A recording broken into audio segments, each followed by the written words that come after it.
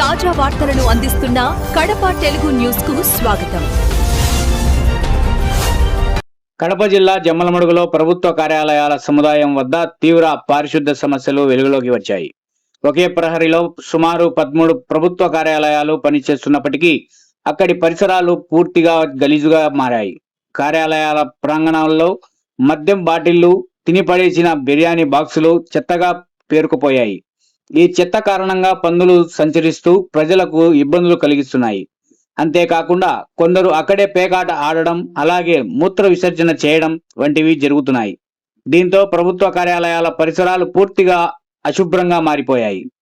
ఇంత గలీజుగా మారినా అక్కడ పనిచేస్తున్న 13 కార్యాలయాల అధికారులు కానీ సిబ్బంది కానీ ఎవరూ పట్టించుకోకపోవడం స్థానికులను ఆశ్చర్యానికి గురిచేస్తుంది. ప్రజలు ప్రభుత్వ కార్యాలయాలకు వచ్చే సమయంలో అసౌకర్యాలకు గురవుతున్నారు.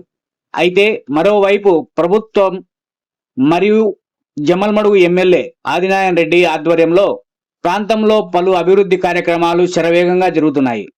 రహదారులు, తాగునీటి సదుపాయాలు, మౌలిక వసతులు అభివృద్ధిపై ప్రభుత్వం దృష్టి సారిస్తున్నట్లు స్థానికులు చెబుతున్నారు. కానీ ప్రభుత్వ కార్యాలయాల వద్ద కనీస పారిశుద్ధ్యం లేకపోవడం మాత్రం ప్రజలను నిరాశకు గురి చేస్తుంది.